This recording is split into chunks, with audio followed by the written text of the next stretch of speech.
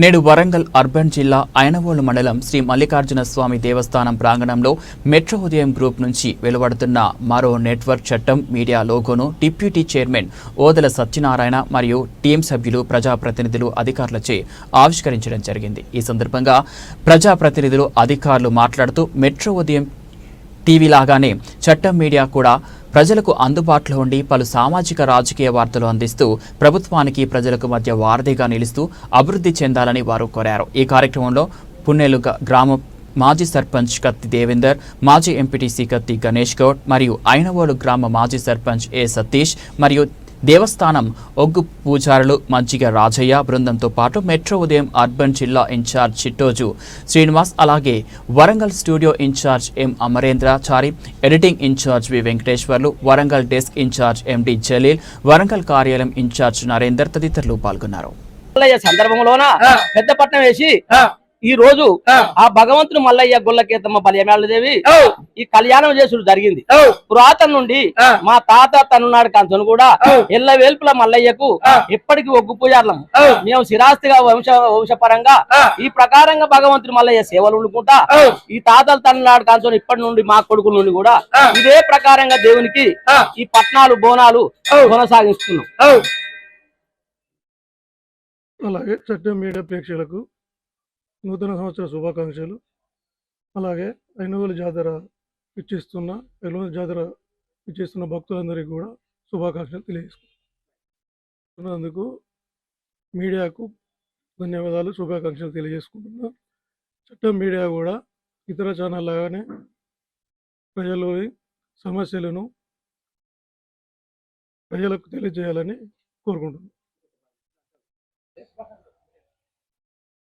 మొదటగా మరి 2024 డిసెంబర్ సంవత్సర అంతము అందరికి కూడా వేడుకలు తెలియజేస్తూ అదేవిధంగా 2025 సంవత్సరానికి శుభాకాంక్షలు తెలియజేస్తున్నాం। ఈరోజు మరి ఐనవోల్ గ్రామానికి మరి చట్టం మీడియా వాళ్ళు రావడం జరిగింది, వారికి ప్రత్యేకంగా ధన్యవాదాలు కృతజ్ఞత తెలియజేస్తున్నాం। మరి నా పేరు అడ్డగూడి సతీష్ కుమార్, నేను ఉప సర్పంచ్గా మరి ఐనవోల్ గ్రామంలో 5 సంవత్సరాలు పరిపాలన కొనసాగించినాను। కాబట్టి మరి ఈ ఐనవోల్ దేవస్థానం వరంగల్ జిల్లాకు అతి సమీపంలో 17 కిలోమీటర్ల దూరంలో ఈ దేవస్థానం చరిత్ర గల్ల పుణ్యక్షేత్రం। కాకతీయుల నాటి మరి ఆనాడు నిర్మించినటువంటి 1300 సంవత్సరాల పూర్వపు దేవస్థానం। మరి ఈ దేవస్థానానికి ఒక చరిత్ర గలదు। ఆర్కాలజీ అంటే పురావస్తు శాఖకు సంబంధించింది, మరియు జానపదుల జాతర, మరి శైవక్షేత్రం 3 ప్రమేతమై ఉన్నటువంటి శ్రీ మల్లికార్జున స్వామి దేవస్థానానికి విశిష్ట భక్తులు ఎంతో మంది రావడం జరుగుతుంది। తెలంగాణ రాష్ట్రం నుంచెల్లే కాకుండా మరి చుట్టుపక్కల రాష్ట్రాల నుంచి, మహారాష్ట్ర వివిధ రాష్ట్రాల నుంచి కూడా ఎంతో మంది భక్తులు రావడం అనేది ఆనవాయితీ। అదేవిధంగా సంక్రాంతి నుంచి ఉగాది వరకు మరి బ్రహ్మోత్సవాలు జరుపుకుంటూ సంవత్సర అంతం కూడా మరి ఈ యొక్క జాతర జరుగుతూ ఉంటుంది। బుధవారము ఆదివారము భక్తులు రావడం అనేది విశిష్టత।